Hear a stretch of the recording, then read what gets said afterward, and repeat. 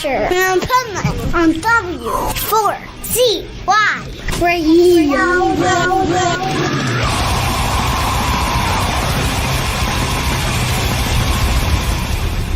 Wake up, America!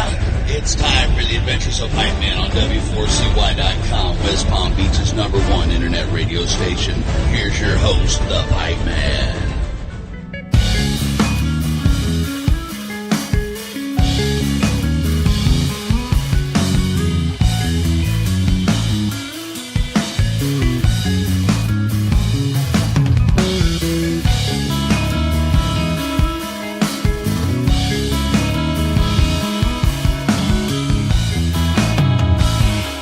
This is the Pipeman here on the Adventures of Pipeman W4CY Radio, and I'm here with our next guest who has some killer music we want to talk about. So let's welcome to the show, Seb from Tumbleweed Dealer. How are you? Pretty good. Thanks for having me. Oh, my pleasure. And I got to tell you, I love your band name. Every time I say it or think it, I'm thinking of my high school weed dealer, actually. I honestly, I gotta admit, we kind of regret it now. It's you can't search it on Facebook. If you try to look us up on Facebook, Facebook will tell you that it's illegal to purchase narcotics on Facebook. Oh my God! We're not going to show up. Yeah, it's been pretty bad for the marketing techniques. We're kind of regretting the name now. How quickly did it take for you to realize? It took like 12 years. It was not an issue until we started promoting the new albums. So something must have changed with Meta or whatever. But now it's like you can't look it up. And I'm sure they're killing our views and numbers because of that. It's been really hard to get some traction on Facebook. I think Facebook kind of just picked up on the pun finally after 10 years. Like, wait a minute. I don't think they're dealing out tumbleweeds. I know, right? Yeah, I think what it is, I'll tell you exactly what it is because I deal with that crap all the time. It's the AI. So the AI is only hearing weed. That's it. And the AI, I tried to write to Facebook, but how do you convince a machine you're not selling drugs, man? I know. Maybe you should go a different route and say, hey, it's kind of legal now. It is. That's the thing. You should let us sell. We'd probably make a lot more money selling weed than trying to sell music on Facebook. So I know, right? And you know what? It's kind of ironic is once weed starts turning legal that they're blocking you. That's weird. Exactly.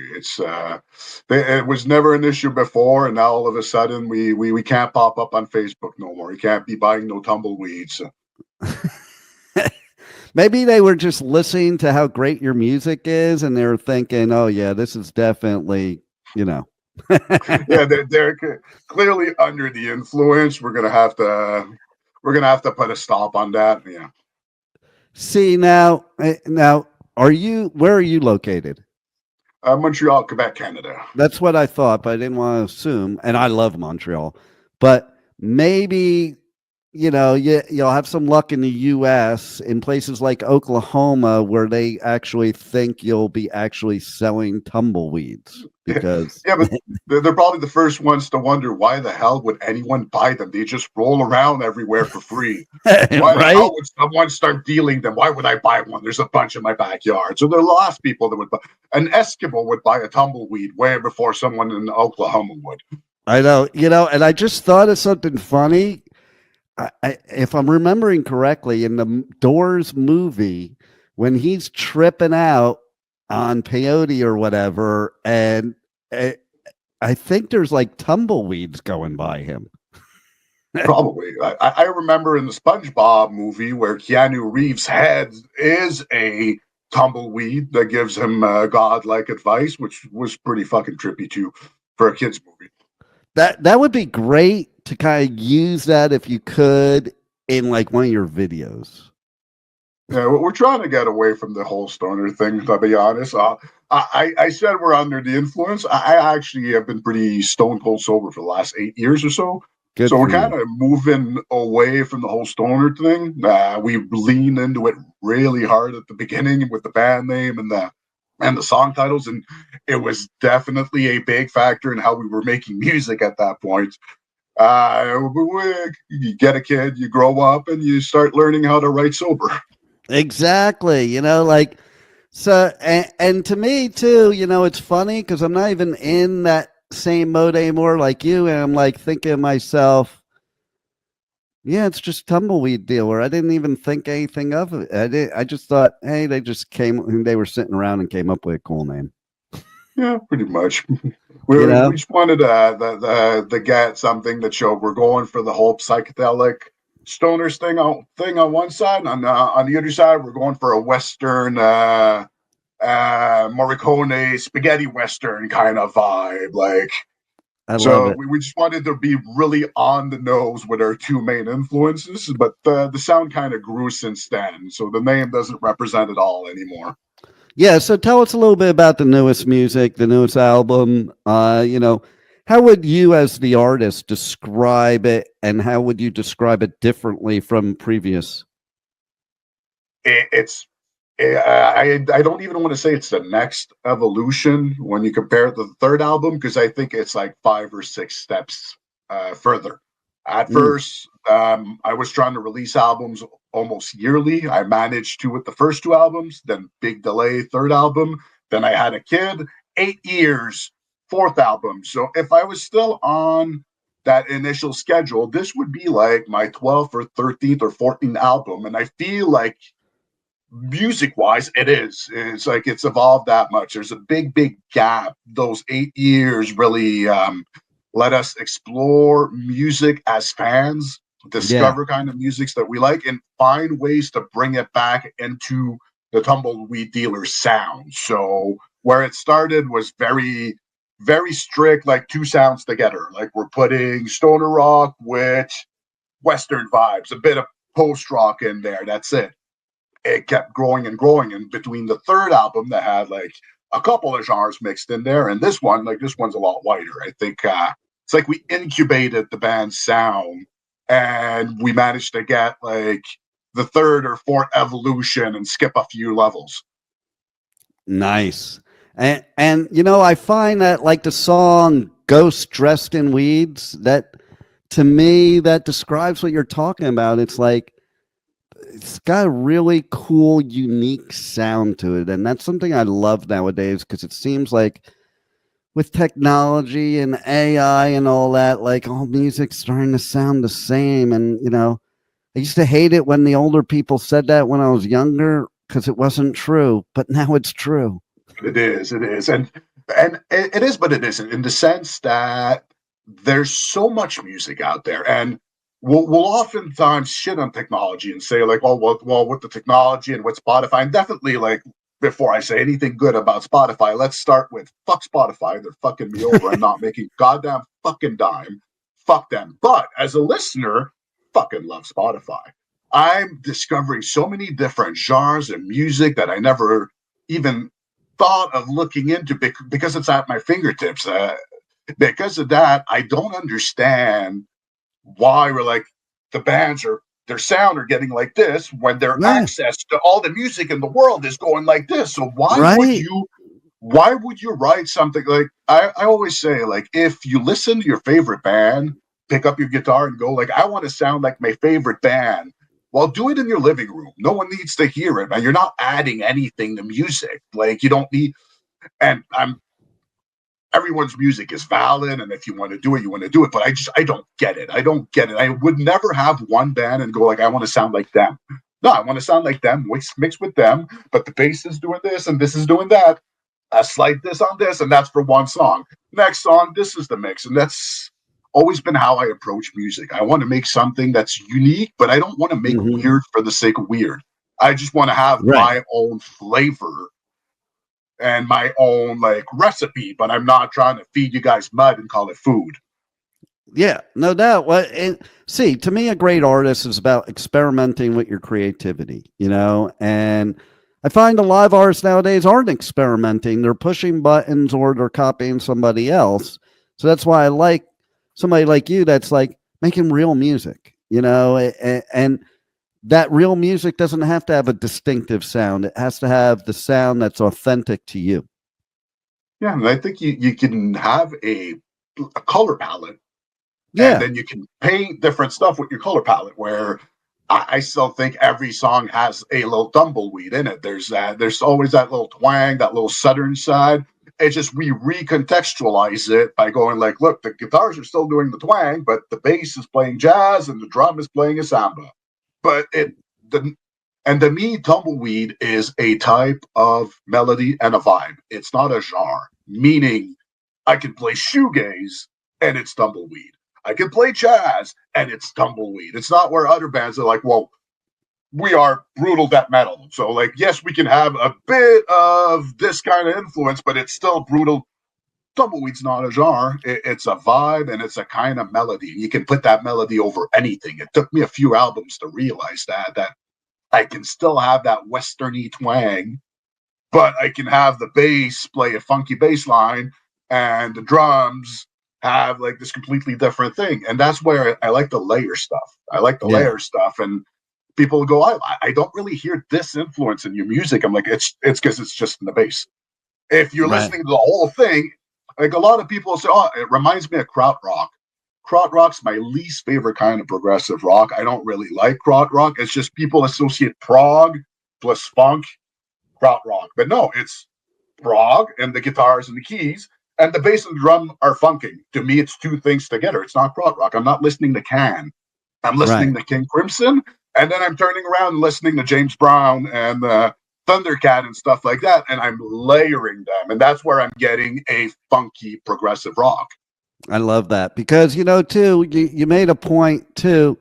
Is one of my things nowadays is the genre thing. I can't stand it. Like, it gets so ridiculous. I do this thing. I go on tour and I do radio coverage at music festivals. And I do this thing during interviews is like, we just do it as a joke. Like, if you were to come up with your own genre for your band, what would that genre be called? And the reason I do that is to show the ridiculousness of how micro genres and subgenres, and it's like they get so specific and that locks the artist in to that specific, you know? Does. But at the same time, I kind of get it because right now we're living you're like, why does everyone do it that way? We're going to do it our own fucking way. And then you're like, oh, this is why they do it that way. Where we're in this weird niche right now where like, oh, well, it's very proggy. There's Mellotron. There's a lot of the 70s vibe.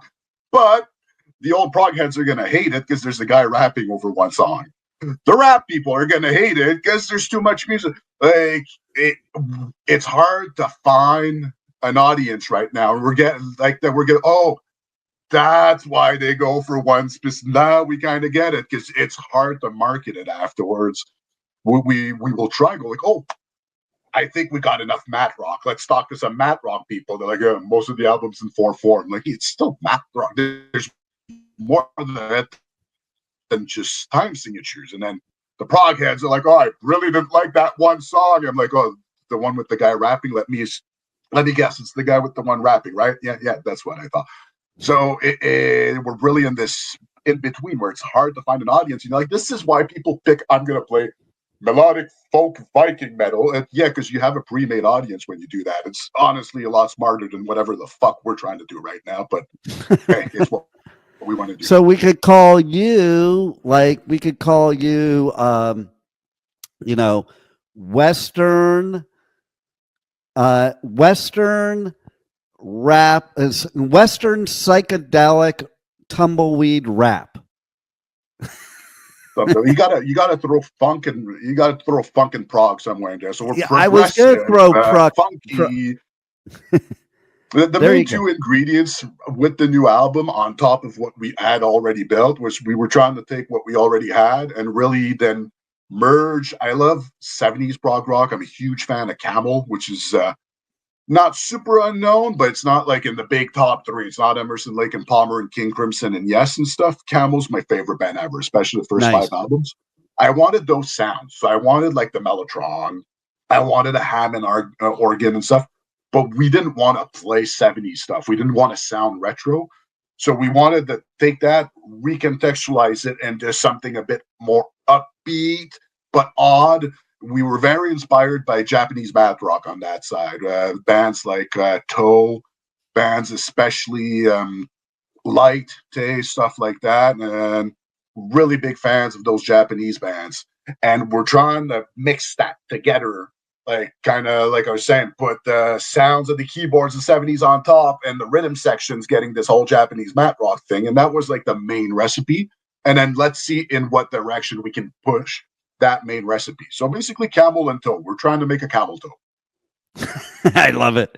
I love it. And so here's a question I like to know is, how is it that Canadian musicians can form a band with not many people and make such incredible music and such a full sound that, like, you could have bands here in the US that have 10 members that can't create as much of a sound, so to speak?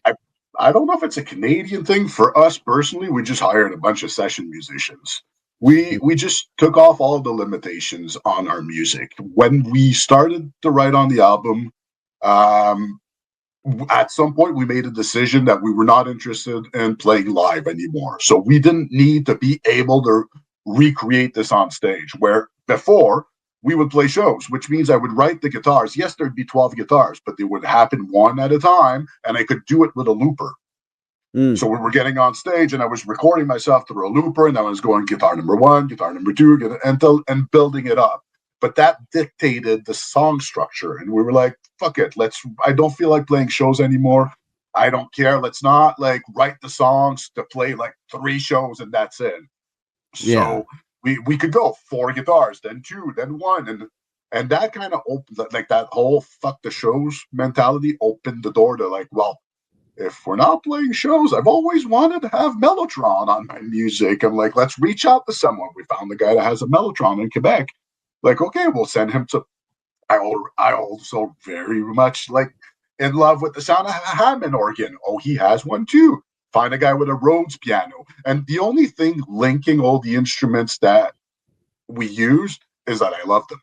That's the only, like, you're like, we have got horns, we've got saxophone, we've got flugelhorn, there's Rhodes, there's like, and you're like, okay, how did they all fit together? They all fit together because I all love them. If I all love them, they can all go together. What the fuck? That's it. That's the logic. And then I was like, well, I've always wanted to do one song with a vocalist because everything else is instrumental.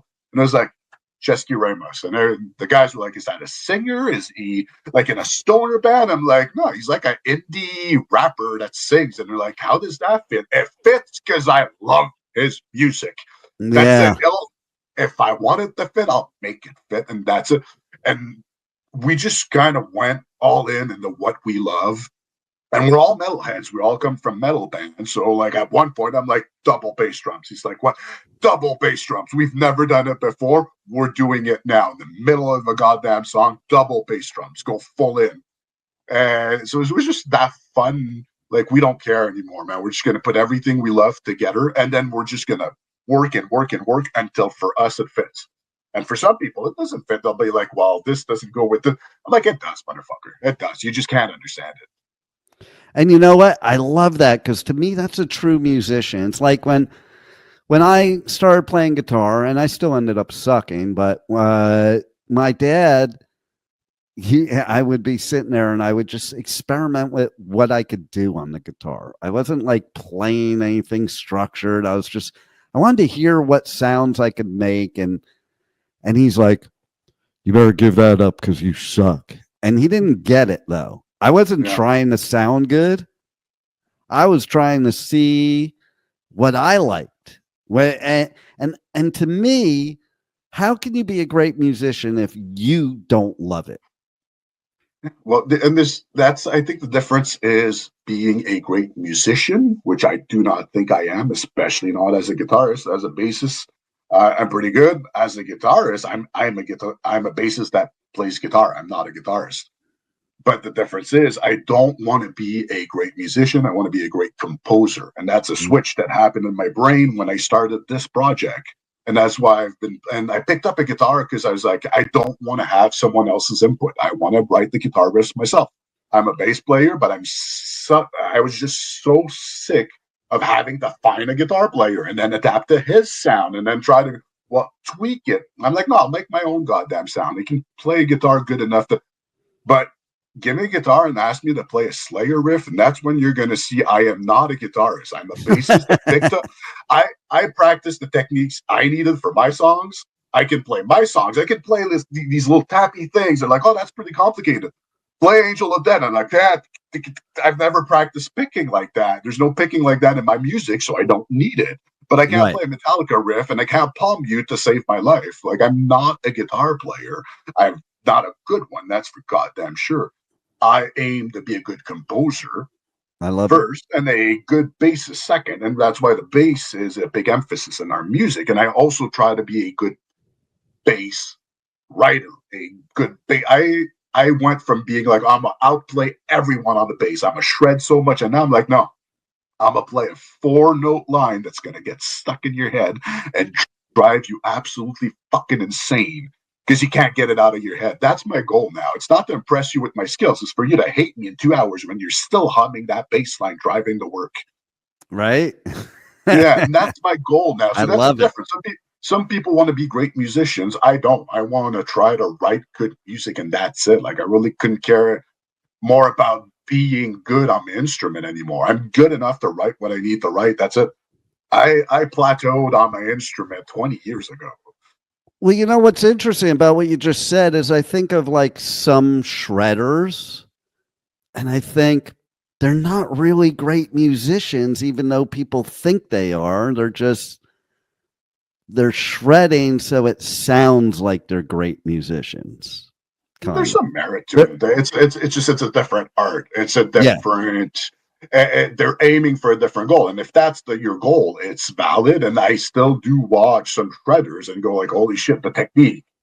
But I probably won't listen to that in my car a lot. I'll bump something a lot more fun to listen to. But on YouTube, it's fun.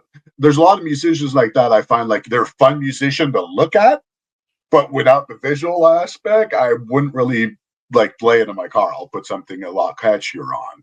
But it's just a different goal. Like Guar.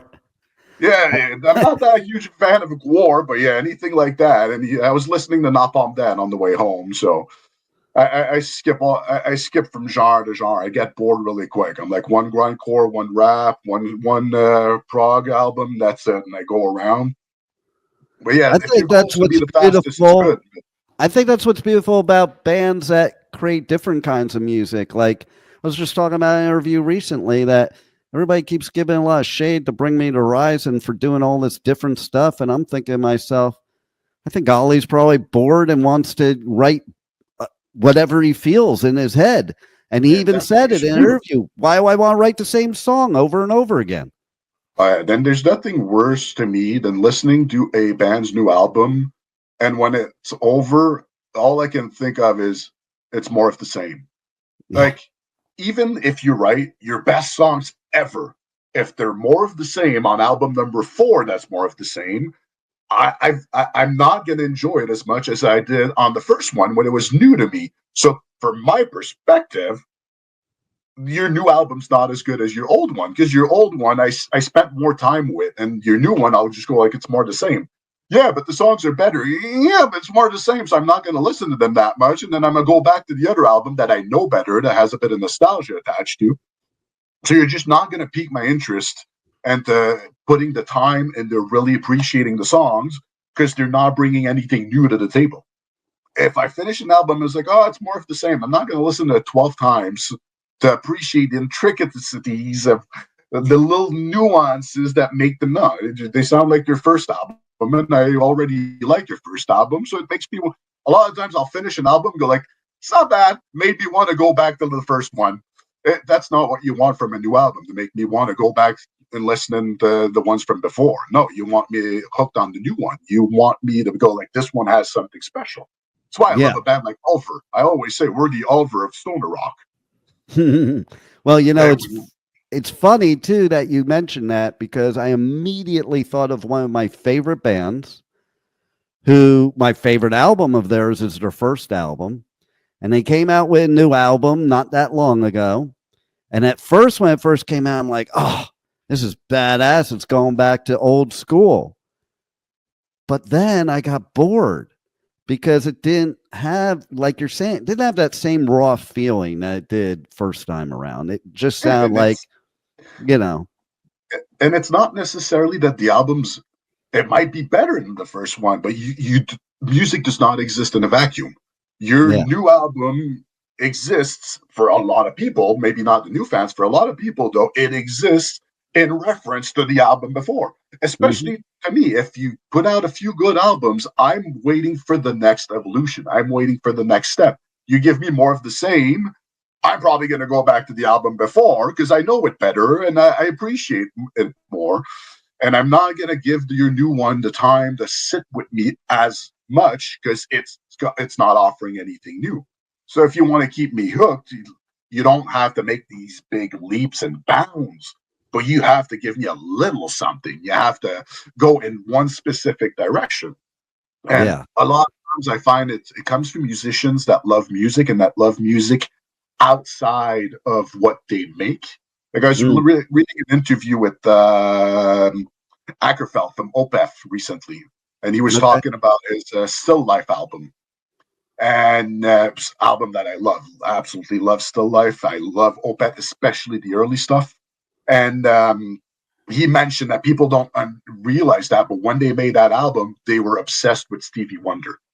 And to him, he hears it and he makes, and it's like, it's this one like part of my life where for like a year or two, I was obsessed with Stevie Wonder. And then we made this album. And for him, it's like and you don't hear Stevie Wonder in there, but it influenced him somehow. And that album has a little special something. And it's because it represents that one period in his life when he was musically obsessed with this one thing. It's not a direct influence, but it's there. Yeah, you know what's wild about that made me remember about an interview Dave Grohl did talking about Nirvana, and he was saying, you know, people don't know this, but that drum beat in Nirvana, I stole that from disco. That was a disco drum beat. I saw that, and then right? and they showed the comparison. Yeah, like he just brought in this new context. It has this effect that's similar but different. Like it still has, like it drives the song the same way as the disco song does. The way you like the clack, the clack, the clack, the clack, it gets you pumping right into it. But instead of dancing, you're shooting up heroin. Like it brings it in there. Like it has the same purpose, but for a different reason. And I love stuff like that. And a lot of times that's all I'm doing. I'm not stealing specific parts, but people like, oh, this is a weird part. I'm like, it's just like this proggy thing, but underneath, like I'm playing a shoegazy kind of thing. And so that's all it is. It's just two layers. And we always approach the music like that, where to me, the rhythm section and the guitars are two different things. Yeah. The rhythm section has the gel, it's the beat, it's something. And that's something as a bassist I hate in most rock and metal music is that the bass, because you have a rhythm guitar, and because you have a rhythm guitar, the bass is kind of useless because there's a rhythm guitar. Music should be a drum and a bass locked together and then lead instruments floating over it. But you can't do that when you're playing death metal because all the guitarists are playing rhythm. So what's the bass going to do? Well, he's going to do the exact same thing as the guitar player, or he's going to throw in a bunch of fills. But you can't really start grooving when everyone's blast beating and drilling 30 seconds. So there's no room for that classic structure in that genre. And that's why I go towards these kinds of genre. I want that classic structure. I want the bass to lock in with the drums, and I want everything else to float over it. And that's why I can be like, oh, I wrote this little tappy math rock kind of riff. What do we do under it? And then me and the drummer we could write 12 different songs to go underneath that same riff because we could go in so many directions. And I finally found like a drummer that really he Bojack. I hate everything, and I'm sitting, and he's just excited about everything. So I'm like, oh, I've got this little riff. It's like, why? It's so good. We could do this. We could do that. I'm like, I don't know. Like this good. And I'm like, I've got this one bass line. I'm not sure it works. It's fucking amazing, man. Work on it. Do it. Like super motivated, loves everything. So like any idea I throw out there, it's like, yeah, and we could do this and that, and it builds on there. But like on a different day, we would write a completely different song with the same guitars, but the drum and the bass would go in a different direction. Wow. So that's what I love. It's like the song could be anything, until we put a rhythm to it. The guitars are just kind of floating there, like all other than respecting the tempo. And we can go half, we can go the same. So if the guitars are at 80, we can play at 160, we can play at 40. Like, we just have to have a tempo that respects it. That's it. But we can bring it in so many different directions. And that's where, like, I'll write a song on guitar and then go like, okay, so what do we do with the rhythms? And then it becomes a completely different song. So it's like two versions of me wrote two different songs and layered them in. Wow. Now, that made me think of something, okay? Because, I think of when Jason Newsted was in Metallica, and basically he said himself he used to follow James. Like, he used to play with James instead of with Lars. And what you just said, and it makes sense to me because I played drums for 9 years before I went to guitar. And to me, drums and bass always go together, and they're the foundation of the song. And so it's interesting that you said that too. And that makes me wonder, all this talk about how they had in Justice for All, they took out the bass down to very low. Yeah. Now I'm wondering if that's because of Lars' insecurity, or if it's because of what you're saying, that, you didn't really need the bass because you had Hetfield playing and he was following Hetfield. Yeah, plus when you've got one of the best rhythm guitar players in the world, because that's what Hetfield was, with all that down pick, and dude was like on another level, like, he's playing all the rhythms. What are you going to do as a bass player? Plus, Lars isn't giving you much with his basic beats. It's not like there's a lot to sink your teeth into, and it's always something I felt when I played bass in death metal bands, where I'm like, you're blast beating or you're rolling your bass drums. I'm like, you're not giving me anything syncopated to sink my teeth in as a bass player. So a lot of times I would feel like I'm playing guitar on my bass because there's no way to play bass. Wow. Like, I can't start throwing in little octave lines and stuff for blast beating. I have to pick. That's just the guitar pick. So I have a trivia question for you then that made me think of.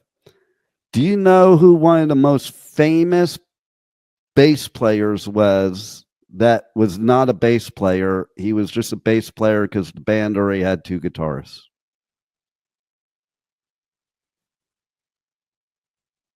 I feel like I've heard this one, but it's not. Is it Rush? Is it Geddy Lee? No. But you're right. It's No, something I you feel wouldn't like I've think. heard You're this, right. but It's like, I something you can't wouldn't remember. think. You wouldn't think ever. And Yeah. because he was a guitar player first, he's considered one of the best bassists ever. But people don't really know that, which is what's weird.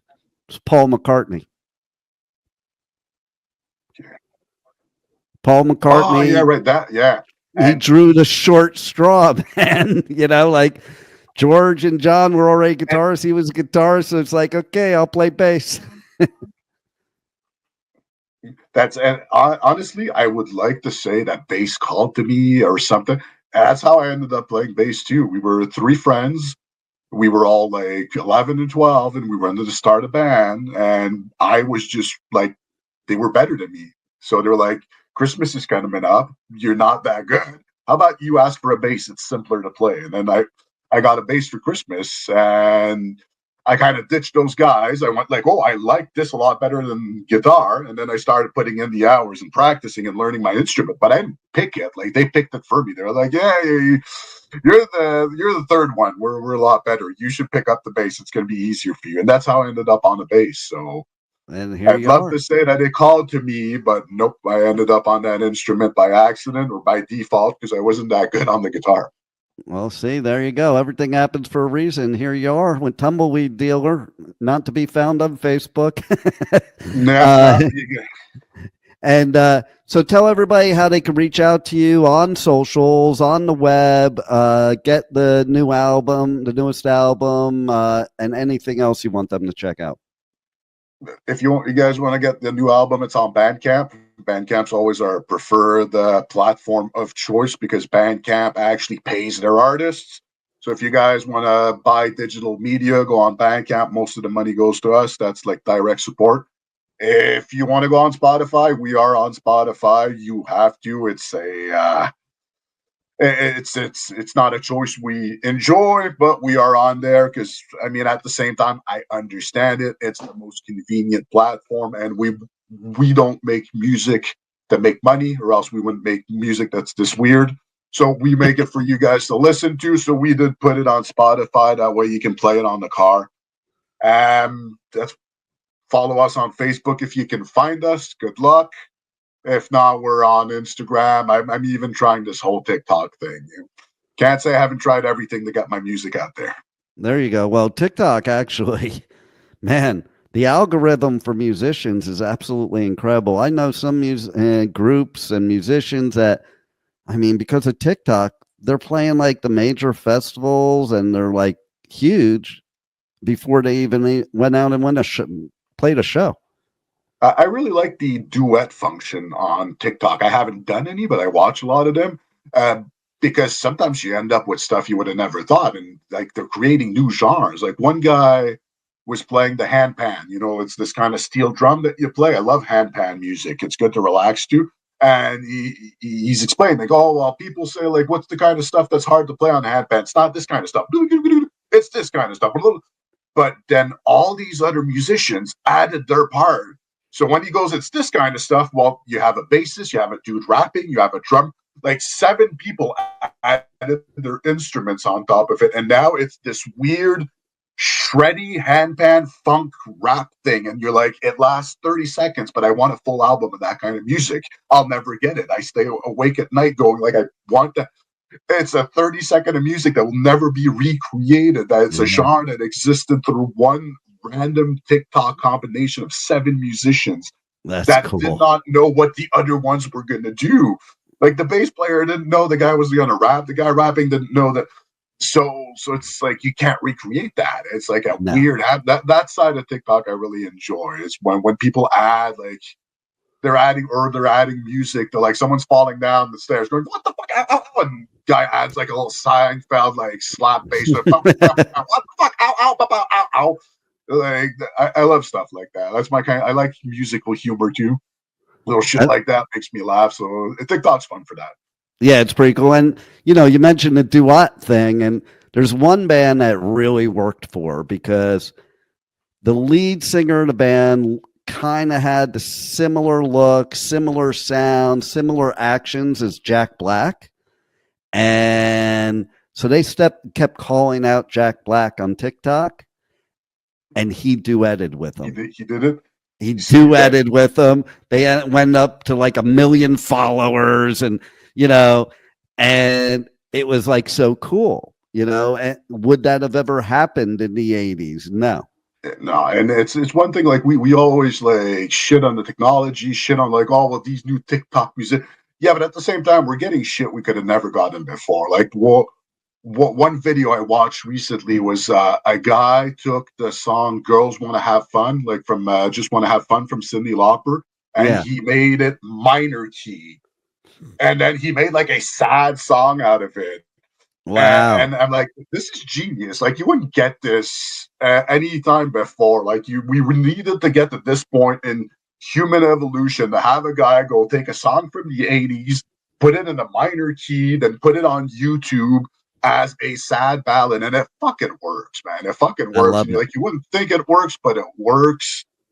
And so I love shit like that. Like, there's a good side to this whole technology thing. There's a good side to this whole ADHD media consumption thing where, like, okay, yes, people are not buying full albums as much, but we are getting some really fucked up, like 30-second videos of shit we could never imagine before. Like, and you got to kind of follow it. Like you said, you can't be that old guy. It was like, it was better back in my.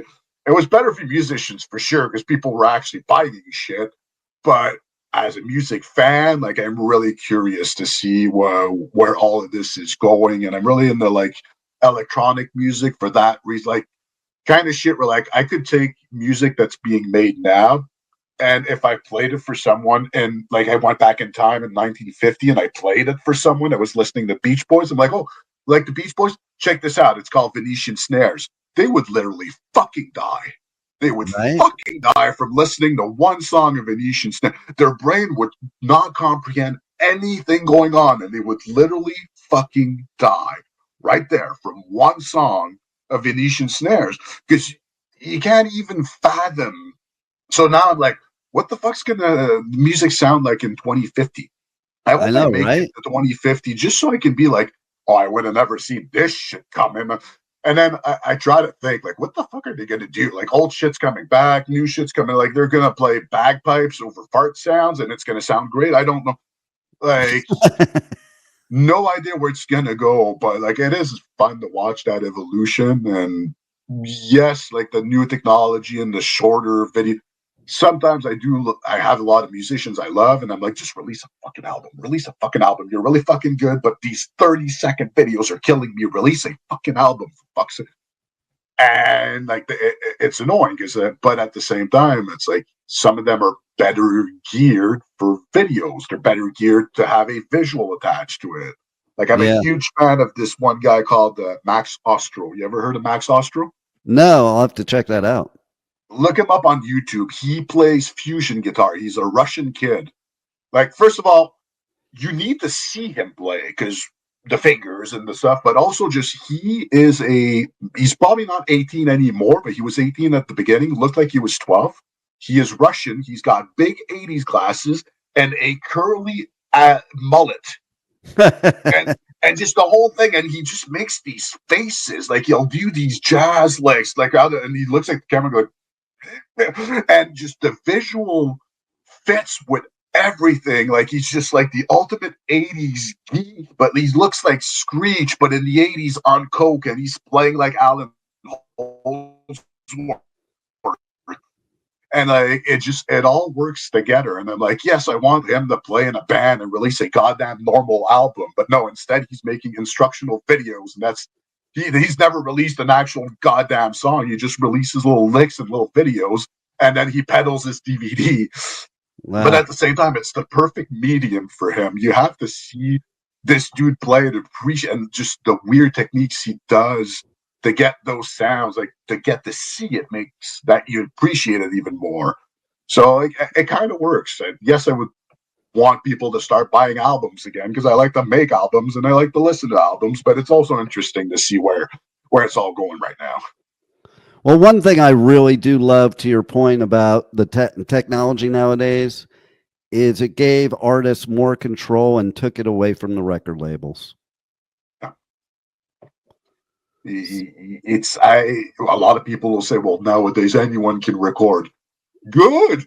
Why are you gatekeeping? Like, I want as many people. Yes, we end up with a lot of shitty fucking bands, but I mean, the percentage of good bands is the same. There's just more music, so we get more good music. Ignore the shitty. There's enough good music out there. You can ignore the shitty music and take the good, and you don't have to bitch about, well, people can record in their bedrooms now. Yes, that's a good thing. Now, all the good musicians will get out there instead of just the ones that are cherry-picked by record labels and radio stations and shit. Exactly. And now it's all on the internet, and we can all go listen to whatever we find best, not what they're feeding on the radio. There's nothing bad about that. There's nothing bad about people being able to record on a decent budget. Yeah, no doubt. And the other thing that I think is great about technology more music's always a good thing. It gets rid of the gatekeepers. Like, you think about back in our time, you could only like this kind of music, and like we were talking about and stuff like that. Whereas I think technology nowadays allows us to be able to enjoy multiple genres because it's just normal. It's just normal, and it's at your fingertips. So why wouldn't you? Before, like, I would tape trade death metal bands in the 90s because, like, I remember you couldn't even download an MP3. It was a real audio. It took 4 hours, and it sounded like shit once you got it. We would tape trade on the internet, and then I'd look up someone's list. I'm like, oh, I'll send you these 5 albums. You send me these 5. And then he'd add, like, a bonus album for fun because it's this obscure. And that's like, and I get to say fun shit. And, like, it's an asshole thing to do, but I get to say fun shit like, oh, Opeth, you're into Opeth? I actually got into them when they released their first album, like, because I was tape trading and people were sending me random shit. And I actually did discover Opeth when they just released Orchid. And I was like 15. Wow. in Canada listening to the Swedish band that no one knew. And like a couple albums later, they blew up. And same thing with Catatonia. I was into them first album because I was tape trading and shit. But it was hard. I couldn't really get out and say, oh, I'm going to get into jazz and tape trade jazz. No, I had to buy tapes and ship them across the world. It was super fucking complicated. Now you're like, I wonder if I like jazz. You just write jazz in YouTube and you listen, and that's it. It wasn't that fucking simple for us back then. So it's like, it's normal now because you have access to it, and you'd have to be just like plain dumb to go like, no, I'm just gonna listen to this one genre and that's it because that's what I like. And I really dislike people like that where they make their whole person, because it's not about the music, it's about the scene. It's their whole personality. It's like, I'm a punk. I listen to punk music. I hang out with punk people. And then they're like, because we're free spirits, that like you only listen to people, the music that sounds exactly the same, and only hang out with people that think the exact same thing as you and listen to the same bands. Super open-minded to it. No, I'm gonna hang out with the guy that listens to everything. And I think it's fun. I'm the long hair. I'm the long hair in the 80s that wasn't allowed to go to punk shows, but I could go to a Slayer show, no problem. Yet it was so similar, and it was just stupid, like I had that happen recently. I was actually, a couple of years ago, I was dating the singer of a hardcore punk band, and she had that old school punk thought process. Like, she was very anti-metal, and punk's the only true blah, blah, blah, blah, the bullshit. And it's like, in 2000s, that's just stupid. It's just stupid. When you've got so much stuff just there waiting for you to check it out. And I think it's fun because you see a lot of younger people getting into different music. So, and I like to discover different music. I've been getting really into, and sometimes I'm like, oh, I'm discovering this kind of music. I'm like, I'm expanding I'm into different stuff. But then when you start going into like pages and Reddits about it, like you're like, I'm so far behind. Like I just got into Aphex Twin last week. Like I'm super behind on that, but I'm getting into IDM and Aphex Twin and like Utish and stuff like that. And then I'm looking it up, but on Reddit, like people now are super oh, I'm getting into this band and this band. What else should I like? No one's gatekeeping. Everyone's being cool. And then you can see people like, oh, I'm 16 and I just heard Aphex Twin. I'm like, well, I'm 44 and I just heard Aphex Twin and I want to get into different. And like you see these kids getting in, like they're discovering this niche genre from 2000, or like they're getting into prog from the 70s, and it's fun because it's stuff I didn't branch out into until I was a lot older, because it wasn't at my fingertips as it is now. And think about it too, when we were younger, especially me, because I'm 58, and basically talking about genres, you had to spend your very hard-earned money on an album. You weren't going to pick an album that was outside your genre because you didn't want to not like it and waste your money. So yeah, exactly. That's why we got micro. I remember I would not listen in the mid 90s. I would not listen to a band if it wasn't from Gothenburg, Sweden. In 95, all the good bands I would go to my local metal record shop and tell him, what do you have from Gothenburg, Sweden? And then he'd get me a CD, and it would be an import for like $45 or something.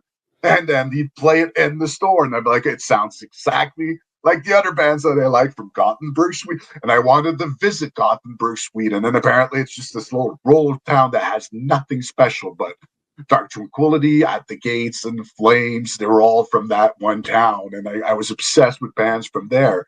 And I would pay like so much to get these CDs imported from there, because I was like, I zeroed in into my sound. I'm like, at $45, I ain't gonna try a band from England that I've never heard. Right. So like, I would get a lot of stuff on tape trading and stuff, but yeah, before I'd spend my money, I would have to make sure it's really up my alley. I really got into buying used CDs. That's where I started maybe getting more. Even used vinyls. That's how old I was. Now vinyls are super expensive, but I was there when they were $1 each in pawn shops. Oh, I have my vinyl collection right next to me, and sometimes I just rifle through and look, and I still have the sticker on the album because it was used out. and it says like $199, $299. And I'm like, man, I remember that. I thought it was such a deal. I didn't give a shit what it sounded like because it was only $2. You see, that's right. If you wanted to find music, you found a way, but it was harder back then. When I got into Prague, I would go to these pawn shops, and it was at the end of like all these vinyl from like the 70s. They were all breaking down and shit, so they were $1 each, but they would scratch like hell. But still, I would walk in and I could walk out with 50, 60 new albums for less than a day's worth of work. And I was slinging hot dogs for $8 an hour, but still. I was getting 50, 60 albums at the end of the day at the pawn shop, which was pretty good. So that's where I took my chances, and that's where I got into different kind of stuff. Love it. Well, man, your music is badass, and everybody definitely has to check it out and get it. And by the way, it's funny you've mentioned Gothenburg because I've played hockey on a Bondi field in Gothenburg. Also, I've never actually been. I've been to Europe, but I didn't get to go to any Scandinavian country, so I didn't get to see Gothenburg. I didn't get to see the Oslo in Norway or any of the legendary places from all the bands that I was obsessed with when I was a kid. Yeah, right. And it was like there were some really from Gothenburg, from Norway, from Finland. These bands that just like I think about it, I'm like, it must be because they have 6 months of darkness that they can create this music like that. Because you got nothing else to do but make music. Else to do, the beer. I think they're. I remember reading that the governments and the people were kind of more supportive about even extreme music. Wow. Like I remember, I think it's Ulver at some point were getting government grants to make music.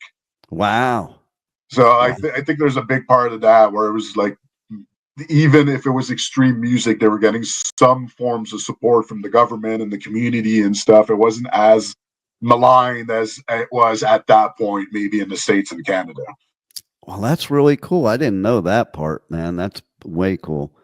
Well, I hope we see a lot more of you because you guys got some great music. And, thank you. I'm glad that you give us your creativity because it is different. And I like different. I'm sick of listening to different same shit. And if ever, like, you guys listen to it, if it's for you, it's for you. If it's not, it's not. But don't come tell me it sounds like anything you've ever heard before. It'll at least be unique. If you like it, you like it. If you don't like it, you will absolutely fucking hate it. And you'll go, who's the fucking dumbass that put all this shit together? It doesn't go together, but it'll be an experience. So just give it a try, man. There it is. Well, thanks a lot, and thanks for being on the Adventures of Pipe Man. Thanks for having me. Have a great day. Thank you for listening to the Adventures of Pipe Man on W4CY Radio.